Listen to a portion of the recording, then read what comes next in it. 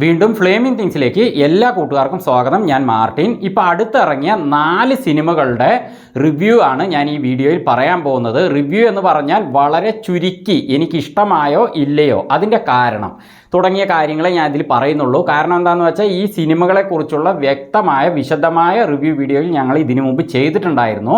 അപ്പോൾ ഇവയെക്കുറിച്ച് വിശദമായിട്ട് അറിയാൻ ആ വീഡിയോകൾ കാണുക. അതിൻ്റെ തമ്പനയിലുകൾ ഈ വീഡിയോയുടെ അവസാന സ്ക്രീനിൽ വരുന്നതാണ്. അതേപോലെ ഈ സിനിമയ്ക്ക് എൻ്റെ അഭിപ്രായത്തിൽ ഈ സിനിമകൾക്കുള്ള സ്ഥാനങ്ങളും ഞാൻ ഈ വീഡിയോയിൽ പറയുന്നു.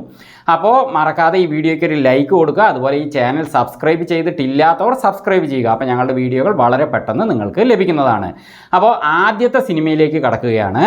പവിഷ് നാരായൺ ഹീറോ ആയിട്ടും സഹനടനായിട്ട് മാത്യു തോമസും അഭിനയിച്ച നിലവുക്ക് എന്മേൽ എന്നടി കോപം. ഈ സിനിമ ഡയറക്റ്റ് ചെയ്തിരിക്കുന്നത് ധനുഷാണ്.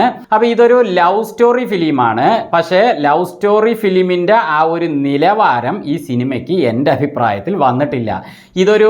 ഇതിലെ ലവ് സ്റ്റോറി ഒരു പൊട്ടംകളി പോലെ, ഒരു തമാശക്കളി പോലെയാണ് സിനിമയുടെ അവസാനം വരെയും പോകുന്നത്. പിന്നെ അവസാനമാകുമ്പോഴേക്കും ഒരു എത്തും പിടിയും ഇല്ലാത്ത രീതിയിലാണ് സിനിമ അവസാനിക്കുന്നത്. ഒരു പൂർണ്ണത വന്നിട്ടില്ല. അപ്പോൾ ധനുഷിൻ്റെ ആ ഒരു ഡയറക്ഷൻ ഈ സിനിമയിൽ അത്ര പോരാ എന്നേ ഞാൻ പറയുകയുള്ളൂ. അങ്ങേര് ഉദ്ദേശിച്ചത് കോമഡി ആയിട്ട് പോകുന്ന ഒരു സിനിമയായിട്ട് ഇതിനെ കരുതിക്കൊണ്ടാണ്. പക്ഷേ എന്നാലും ഇതിലെ മാറ്ററിന് അവസാനമെങ്കിലും ഒരു നല്ല തീരുമാനം കൊടുക്കണ്ടേ. ആ ഒരു നല്ല തീരുമാനത്തിൽ ഈ സിനിമ എത്തുന്നില്ല. അതേസമയം ഇതിൽ നല്ല കോമഡി ഉണ്ട്. ആദ്യമൊക്കെ മാത്യു തോമസ് പറയുന്ന കോമഡികൾക്ക് എനിക്ക് ചിരി വന്നില്ല.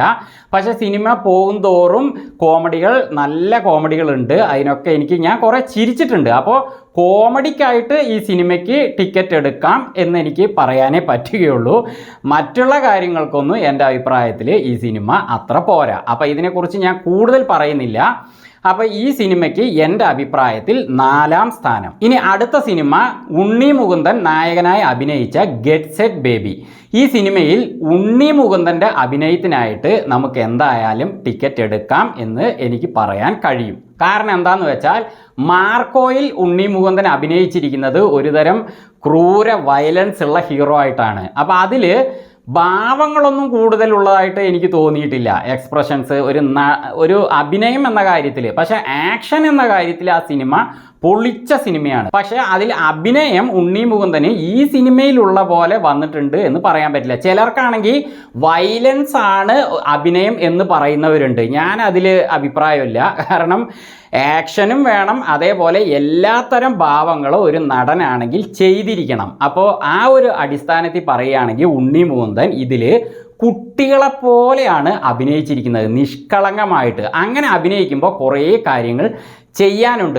ഇതിലൊരു പ്രശ്നം ഉണ്ടായപ്പോൾ തൻ്റെ ആ ഓപ്പറേഷൻ തിയേറ്ററിൽ അവിടെ കുത്തിയിരുന്നിട്ട് കുട്ടികളെപ്പോലെ കരയുന്ന ഉണ്ണി മുകുന്ദനെ നമുക്കിതിൽ കാണാൻ കഴിയും. അതേപോലെ തന്നെ ഇതിൽ മറ്റൊരു നടനുണ്ട്. അദ്ദേഹത്തിൻ്റെ ഒരു കാര്യത്തിൽ വലിയൊരു പ്രശ്നം ഉണ്ടാകുന്നുണ്ട്. ആ പ്രശ്നത്തിന് ഉണ്ണി മുകുന്ദന് അതിൽ പെട്ടിട്ടുണ്ട്.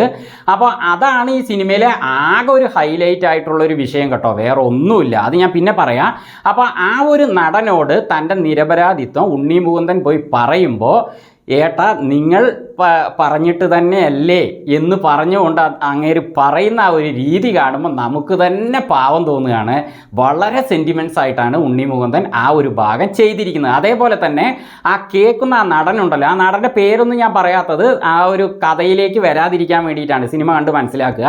അപ്പോൾ ആ നടൻ തൻ്റെ ഭാഗത്തും തെറ്റുണ്ട് എന്ന് മനസ്സിലാക്കുമ്പോൾ അതിന് ഉണ്ണി മുകുന്ദൻ പറയുന്നതിന് അങ്ങേര് കൊടുക്കുന്ന ഒരു റിയാക്ഷൻ ഉണ്ട്, അതും ഗംഭീരമായിട്ടുണ്ട്. ഈ സിനിമയിൽ ആകെ ഒരു ത്രില്ലിംഗ് ആയിട്ടുള്ള ഒരു കാര്യം എന്ന് പറയുന്നത് അത് മാത്രമേ ഉള്ളൂ.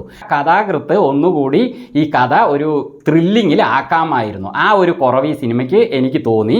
അപ്പോൾ എൻ്റെ അഭിപ്രായത്തിൽ ഈ സിനിമയ്ക്ക് 3ാം സ്ഥാനം.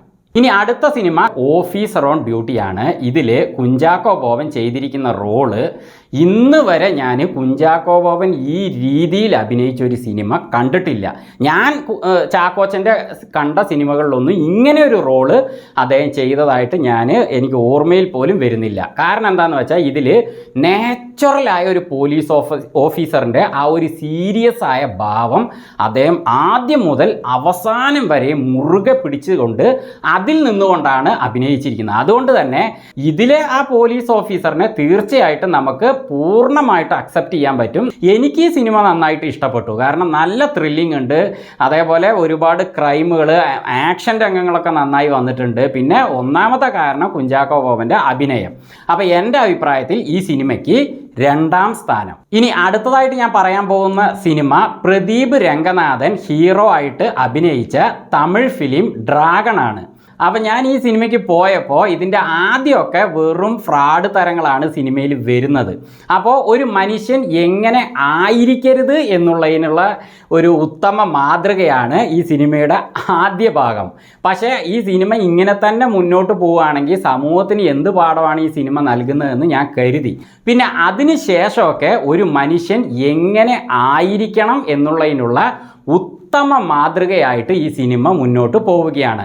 അപ്പോൾ ഇതിൽ യുവതീ യുവാക്കൾ എങ്ങനെയൊക്കെ ആയിരിക്കണമെന്ന് ഈ സിനിമ തെളിയിക്കുന്നുണ്ട്, എങ്ങനെ ആയിരിക്കരുത് എന്ന് കാണിക്കുന്നുണ്ട്.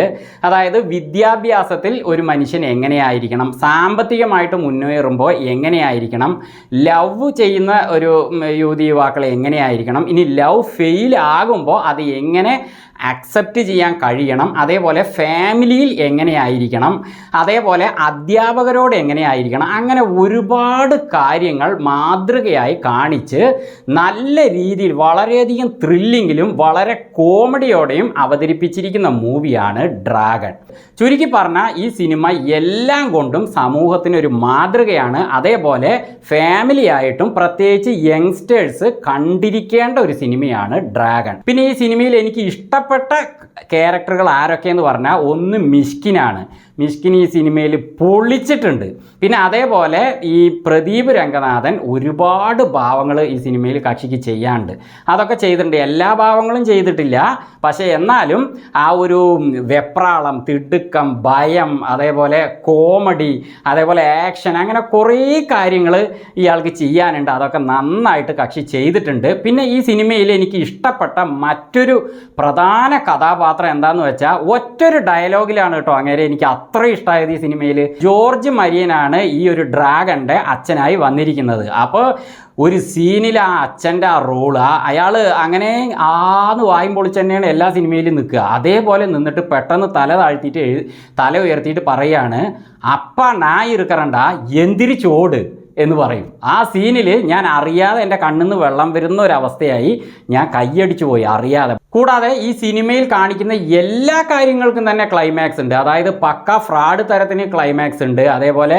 ലവ് ഫെയിലിയറിന് ക്ലൈമാക്സ് ഉണ്ട്, ലവിൻ്റെ സക്സസിനുണ്ട്, അതുപോലെ ഫാമിലി സെൻറ്റിമെൻറ്റ്സിനുണ്ട്, അതേപോലെ വിദ്യാഭ്യാസത്തിന്, അങ്ങനെ എല്ലാ കാര്യങ്ങൾക്കും തന്നെ ക്ലൈമാക്സ് കൊടുത്തിട്ടുണ്ട്. അപ്പോൾ സമൂഹത്തിന് ഒരുപാട് മാതൃക കാണിക്കുന്ന നല്ല എൻ്റർടൈൻമെൻറ്റായ ഈ മൂവിക്ക് എൻ്റെ അഭിപ്രായത്തിൽ 1ാം സ്ഥാനം. അപ്പോൾ നിങ്ങൾ ഈ 4 സിനിമകളും കണ്ടിട്ടുണ്ടെങ്കിൽ നിങ്ങളുടെ അഭിപ്രായങ്ങൾ കമൻറ്റിലൂടെ അറിയിക്കുക. വീണ്ടും മറ്റൊരു വീഡിയോയുമായി ഞങ്ങൾ വരുന്നത് വരെ ഫ്ലേമിംഗ് തിങ്സിൽ നിന്ന് ബൈ.